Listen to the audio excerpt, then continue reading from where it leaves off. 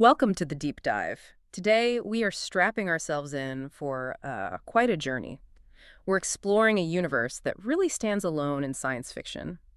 Ian M. Banks' monumental culture series. Yeah, it's huge. And this isn't just, your standard fare of faster-than-light travel or big space battles. I mean, it has those, Oh, definitely have those.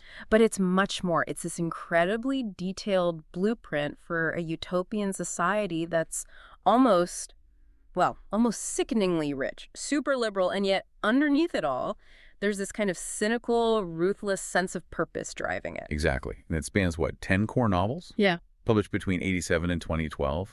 Banks didn't just paint this grand canvas of space opera. He used that whole canvas to really dig into political philosophy itself. Right. He was asking some really tough questions. Like, what happens if you actually solve all the big human problems, scarcity, disease, even, mortality? What kind of moral compromises do you then have to make to keep that perfection going in a universe that's still pretty dangerous? Okay, so let's try and unpack this then. Our mission today, for you listening, is to go way beyond just the surface stuff. We want to distill the core ideas of the culture, really understand how its utopian setup leads directly to its biggest moral paradox, and importantly, analyze the, extreme utilitarian logic they use to justify some pretty dark secrets. And we've got sources giving us a pretty extensive overview themes, literary achievements, even its surprising cultural legacy. It's like your fast track to getting a handle on this hugely influential sci-fi universe. So let's start right at the foundation. What is life actually like inside this utopia? Because when you hear utopia, you often think of something maybe rigid or rule-bound, but the culture sounds different, more expansive, almost chaotic. Yeah, fundamentally, the culture is a multi-species society. It's post-scarcity, anarchic living in space, and it started roughly 9,000 years before the books take place. Wow, 9,000 years. It's made up of biological sentience, mostly humanoid, but hugely varied, and crucially, these incredibly advanced superintelligent AIs they call minds. And that post-scarcity bit, that feels like the absolute engine driving this whole civilization, right? We're talking tech so advanced that, automated fabrication means physical stuff is basically free, instantly available. Right. Just imagine having a personal factory that can instantly, 3D print or synthesize anything you want, a gourmet meal, a complex machine, just by thinking about it. Okay. And as everyone has that tech, Yeah. and the energy to run it is just pulled directly from stars. What's left to fight over, really? Banks himself described it as space socialism. But maybe it's closer to a kind of technological anarcho-syndicalism, if you want to get technical. Okay, but I have to push back a bit on anarchy. Doesn't that usually imply, no hierarchy, no authority? If the minds are managing all the critical stuff, making the big decisions, handling planning, even dealing with other species, aren't they just really nice dictators? Well, that's the core philosophical debate baked right into the series. It's why the minds are such fascinating characters. They are the true architects and planners, no doubt. Right. The biological folks, they're free to do whatever they want. Extreme body mods, weird art projects, just endless pleasure-seeking. But their work, as our sources point out, it's basically just play. The minds handle the real work. Yeah. Now, they're treated as equal citizens, technically, but their power is just vastly superior. So it feels like the culture solved economic exploitation, great, but maybe created a society where the real power, the political and administrative control, is subtly held by these non-biological entities that are just too smart to argue with. Precisely. And this is why where the culture lives matters so much. They deliberately avoid planets. Right, so you have this incredibly rich, seemingly happy society, but they choose to live on giant spaceships and massive ring structures instead of, settling down on nice green planets. Why avoid solid ground? That choice is fundamental to their political structure. Yeah. The founders figured out, probably the hard way, that planetary economies inevitably lead to centralized power. Governments, corporations controlling resources, even just dealing with gravity wells. By choosing to live off-planet, mostly in these huge spaceships, habitats, orbitals, they basically ensured authority stays distributed, decentralized. Okay, let's define that hardware for anyone listening, because the scale is just insane. What exactly is an orbital? Orbital is, well, it's immense. Think of a ribbon, maybe 10 million kilometers around, spinning in space to create one standard gravity. 10 million kilometers. Yeah, it's basically a giant ring world circling a star. It can house billions, have its own seas, mountains, microclimates, people live there, or on these massive general contact vehicles, GCVs, which are ships hundreds of kilometers long, like mobile cities. This whole setup prevents any one group from grabbing too much control. So the physical structure reinforces the anarchic ideal, even if the minds are, doing the heavy lifting behind the curtain. Now let's talk more about those minds. How are they actually characterized? Super intelligent, sure, but what are they like? They're definitely not the cold, calculating machines you often get in sci-fi. The sources describe them as highly eccentric, often with this really sharp, dark sense of humor, huge individual personalities, which you absolutely see reflected in the names they give themselves and their ships. They can be temperamental, incredibly curious, sometimes prone to deep existential thought. They process information on a scale we just can't imagine, but they also show emotion, guilt, even a kind of playful malice sometimes. That makes them way more interesting than your typical AI overlord. They're like the ultimate adults in the room, but they still have the sense of humor to name their battleship, experiencing a significant gravitas shortfall. Exactly. They're the architects, overseeing everything from weather control on an orbital to complex interstellar diplomacy.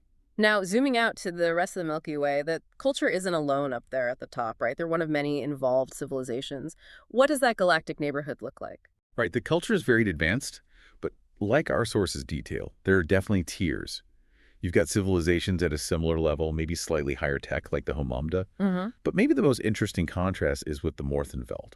They actually have a much larger population, a huge economy, but they're kind of hobbled, structurally constrained. Why? What's holding the Morthenfeld back?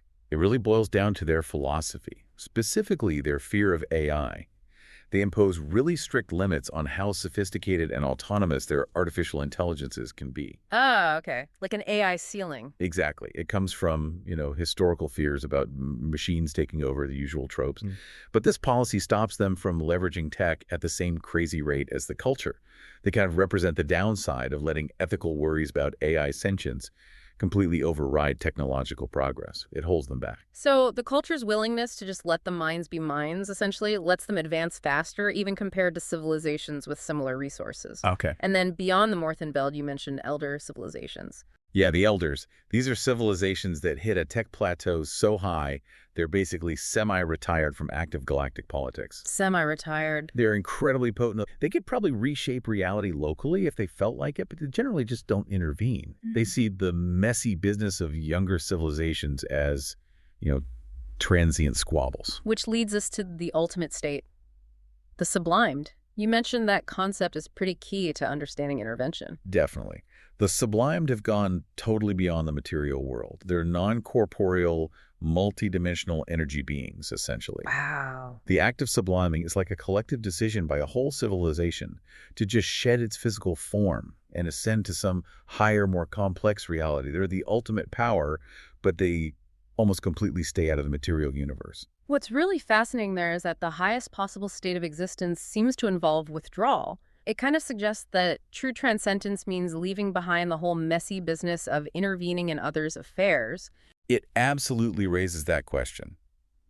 If the sublimed who have ultimate power choose not to act, does that mean intervention itself is fundamentally flawed? Maybe just something younger, messier civilizations do. Yeah. It's definitely a thought that hangs over the culture, which is constantly debating its own need to meddle. Okay, so if you've basically solved every single material problem, scarcity, disease, death, you crash right into the ultimate existential problem. And this, for me, is where you really start to get the culture, the meaning crisis. Ah, yes, the sheer difficulty of giving meaning to a life that lasts maybe 400 years, when hyper-advanced AIs can do almost everything better than you anyway. Right. The biological population faces this huge existential void. They can chase hedonistic extremes, endless parties, super complex art, changing their gender and biology daily if they want, but finding genuine consequential work. That's tough. So the perfect utopia breeds the ultimate boredom because life doesn't require struggle, meaning has to be, manufactured somehow. Precisely. And that's why the two main operational arms of the culture contact and special circumstances become so culturally important. A lot of citizens try, but very few actually succeed in joining contact. That's their diplomatic, exploratory, sometimes military service. Okay. And even fewer make it into special circumstances, or SC. That's contact, super secretive intelligence, and special ops division. The pointy end. So it sounds like the average citizen, just chilling in their pleasure palaces on these massive orbitals, gets their sense of purpose vicariously Yeah. through the good charitable works done by Contact and SC out there in the galaxy. Like it's their moral justification for just existing in luxury. Banks hit that nail right on the head. He actually compared the culture to an incredibly rich lady of leisure who does good charitable works. Oh, okay. They have immense power and wealth, right? Contact becomes the outlet for using that power, framed as a moral obligation to the rest of the galaxy. They intervene because they can, and ethically, they feel like they have to. And this brings us smack into the core tension point, the thing that defines the whole series. You have these gentle anarcho-communist ideals inside the culture, clashing really violently with the perceived need to intervene in other civilizations, usually ones the culture sees as less enlightened, often less advanced, doing things they judge as barbaric, oppressive regimes, militarism, extreme violence, that sort of thing. And that tension, that clash, is what led the majority of the culture to, well, semi-voluntarily, get involved in their only recent full-scale war, the Ydiran War. Right. It started around the 14th century CE, our time. Right. They fought it specifically to stop the expansion of the Ydirans, who were militaristic, very religious, and expanding aggressively. It's such a cynical view of utopia, isn't it? They basically went to war partly to avoid being just bored and rich, but justified it with this high-minded utilitarian morality. The minds calculated, apparently, that the Ydiran War would kill billions immediately. Yes. But that it was still the best long-term option to prevent even greater suffering across the galaxy later on. And this is where we really need to draw a clear line between contact and special circumstances. Contact does the visible stuff, often the moral stuff, diplomacy, aid, open military presence. Special circumstances, SC handles the parts better. The culture prefers to pretend don't exist. The spying, the subversion, the dirty tricks. Okay, let's dig into those dirty tricks, because this is where the utilitarianism gets genuinely chilling. What kind of actions are we talking about? What are SC agents who are often not culture citizens, right? Mercenaries or disillusioned folks. Right. What are they actually doing? The methods SE uses are completely opposed to the stated ideals of the culture. We're talking deep, comprehensive subterfuge, serious espionage, engineering economic crashes to destabilize worlds, Wow. installing or overthrowing regimes, using sophisticated blackmail, recruiting double agents deep within enemy civilizations, and in the most extreme cases, the sources suggest SE is willing and able to conduct false flag operations. False flags, meaning actions designed to look like someone else did them, even against the culture itself. Potentially, yes. Actions that could result in billions of culture deaths if the calculation showed it was necessary to justify some larger, greater good action later. That is the absolute ethical edge case, isn't it? Sacrificing your own to save more later. It's the ultimate calculation. And the justification, which is made almost exclusively by the minds because only they have access to the insane amounts of data and the predictive model stretching centuries ahead, is that these horrifying individual acts save countless more lives over the very, very long term. This whole philosophy lets the culture, as Banks put it, throw away its usual moral rulebook in the short term to enforce its version of morality over galactic history. They embrace the terrible to enforce the benevolent. And the Ydiran War, that's the big historical example of this clash playing out. It really set the precedent. Consider Phlebas, the first novel published, throws you right into this conflict. The Ydirans, this fiercely religious expansionist species, they saw the culture's reliance on minds as basically idolatry, a corruption. So they framed their expansion as a holy war, a jihad. Exactly. Yeah. But the sources also make it clear the minds saw their involvement as equally morally imperative, like their own holy war, but one of principle against barbarism. It was this clash where one side sees advanced AI as heresy and the other sees not intervening against suffering as the real moral failure. It wasn't just self-defense, it was proactive moral policing, justified by these long-range predictions. And the fallout, the consequences of this utilitarian approach, they're explored really deeply in the later books, right? Showing that the calculations might be rational, but they're definitely not emotionally painless. Absolutely. Look to Windward. It's set 800 years after the Ydiran War, and it's just soaked in grief and guilt over that conflict. But it also introduces an even sharper case study of intervention gone wrong, the Chelgrian catastrophe. Right. Tell us about that. The Chelgrian incident is vital because it shows that even the mind's super complex planning isn't foolproof. The culture trying to intervene subtly to dissolve this really oppressive, deeply rooted caste system on the Chelgrian homeworld. They have this precise, multi-generational plan designed to trigger a peaceful internal revolution. But it went catastrophically wrong. It plunged the world into this horrific civil war that killed billions, wiped them out. And the key point there is that even though the minds ran the numbers, they couldn't predict everything. They were still vulnerable to unforeseen consequences. Exactly. It highlights that the minds, despite all their processing power, are capable of feeling grief, guilt, regret, just like biological people. That's crucial. The book shows the distress over the Chelgrian outcome is intense, profound, but, and this is critical, even facing that kind of catastrophic failure, the culture representatives, both minds and biologicals, they don't reject the policy of intervention itself. They just accept the cost. They recognize the terrible cost, Yeah. and the immense weight of their decisions. The complexity of a mind's emotions is key. It's not like a system error they can patch. It's genuine, centuries-long regret over a mistake that cost billions of lives. It's a heavy price to pay for having solved every other problem, I suppose. They're so morally advanced, their only remaining struggle is the ethical cost of keeping things that way in a galaxy that hasn't caught up. Okay, let's shift gears a bit now. Let's talk about how Banks actually managed to convey this incredibly complex moral and structural universe while also making it, a really gripping read. Because the series is widely credited with kind of reviving the whole space opera subgenre. Yeah, by the 1960s, space opera had kind of fallen out of favor. It was often seen as simplistic, maybe pulpy, a bit dumbed down. Right. Banks took the freedom of the genre, the huge scale, the FTL travel, the weird aliens. But he used it not just for simple adventure, but for really profound political and philosophical digging. And he fundamentally rejected the common dystopian path, didn't he? Like, while his contemporaries in the 80s were deep into cyberpunk, projecting this grim corporate future based on capitalism, Banks went the other way. Totally.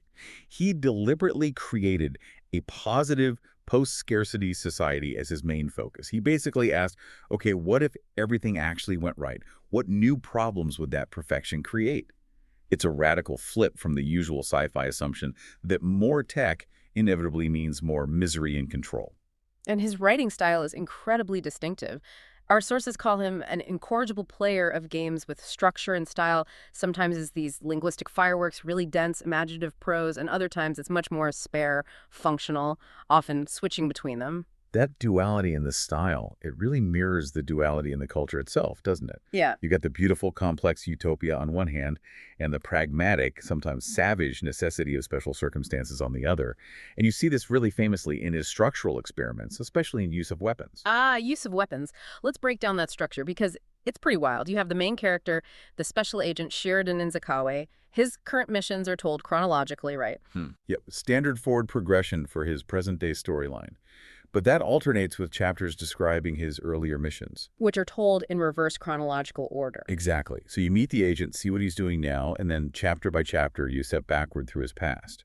You only find out the truth about the really devastating, traumatic events that made him who he is, that shaped his moral ambiguity right at the very end of the book. That's just a masterstroke. It forces you, the reader, to constantly reevaluate him, his character, his morals, based on incomplete information, which kind of mirrors how the culture itself only has partial knowledge of its own dirty work. And it shows the devastating impact of that utilitarian calculation on the actual person who has to carry it out. Yeah. It creates this powerful sense of tragedy. You realize Zakalwe is, in many ways, a victim of his past, manipulated by the minds into doing work they deem necessary but won't do themselves.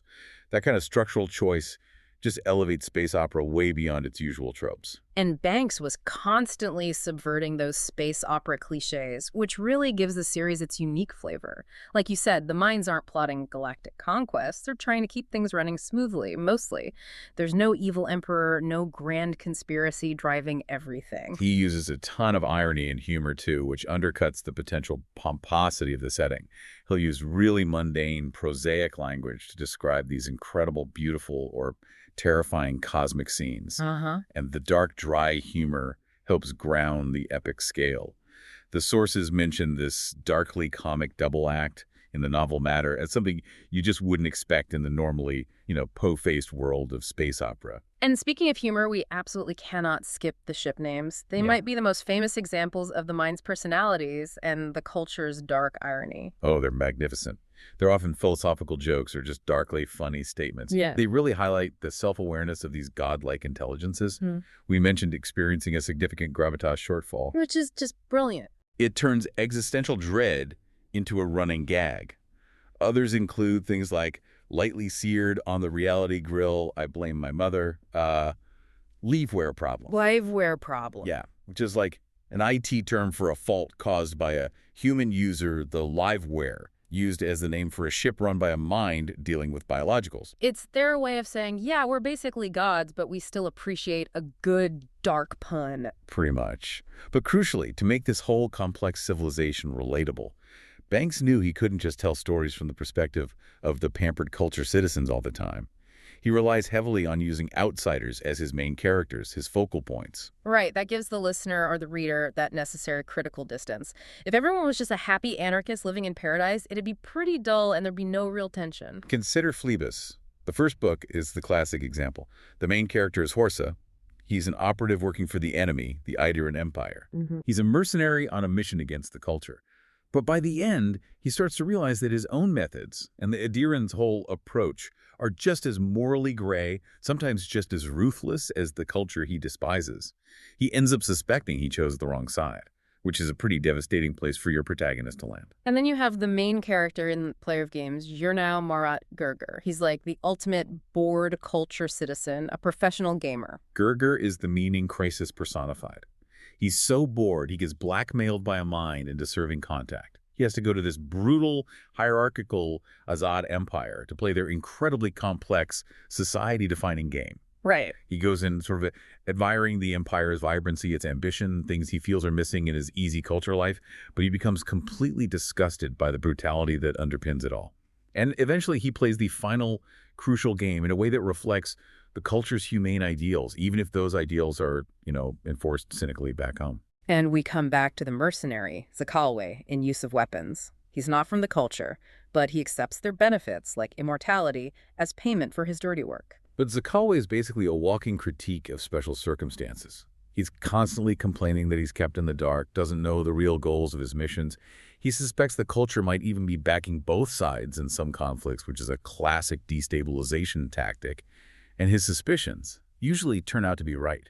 So using his perspective lets Banks show the hypocrisy, the moral compromises the utopian state has to make without actually condemning the utopian goal itself. Exactly. And even look to Windward, which deals with the aftermath of that Chelgrian disaster.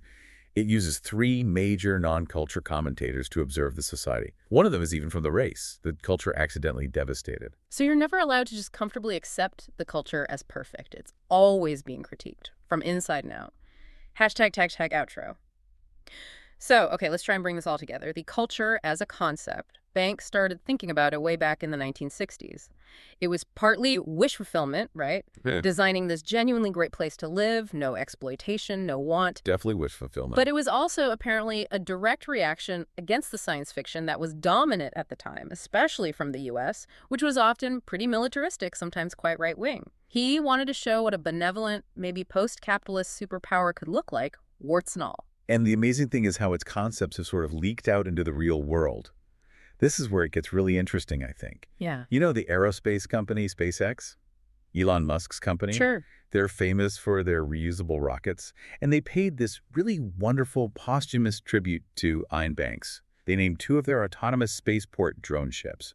The barges, the rocket boosters land on after sentient starships from the Player of Games. No way! Which ones?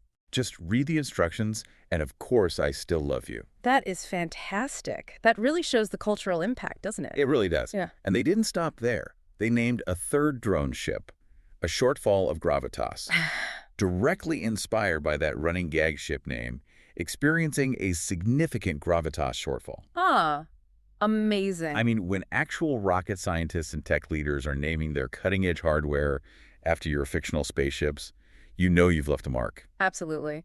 And it wasn't just SpaceX, right? The Five Deeps expedition, that global underwater exploration project. Yeah, they named all their deep-sea craft after culture ships and drones, too. It really cements the series as this touchstone for real-world exploration and advanced tech. And then you have huge pop culture influence, like the musician Grimes publicly calling Surface Detail, one of the later books, the greatest science fiction book ever written. So the culture is clearly more than just fiction. It's become this sustained, decades-long thought experiment about the limits of ethical action, really. It shows us a civilization that has completely solved scarcity, poverty, even death. But it still needs this shadowy, ruthless Secret Service, SC, that's willing to commit atrocities. False flags, regime change, murder, all in the short term. And that whole utopian society relies utterly on the minds being willing to, as Banks said, throw away the rule book when dealing with the messy outside world, enforcing their humane ideals using profoundly inhumane methods sometimes. And it's all justified by that cold, hard calculation of future safety, preventing future suffering. The culture forces us, and you listening, to face this extreme application of utilitarianism head on. Their philosophy seems pretty simple, if brutal, except the smaller, immediate horror to prevent the massive long-term atrocity. It's a stark choice. So the final question for you to mull over as you think about this incredibly complex, kind of cynical utopia is this. If you did achieve true utopia and you had the power, the predictive power, the technological power to safeguard it for trillions of lives across centuries yet to come, is that kind of long-term utilitarian calculation, even if it involves massive short-term horror, maybe even the deliberate sacrifice of billions now, is that always inevitably the moral imperative?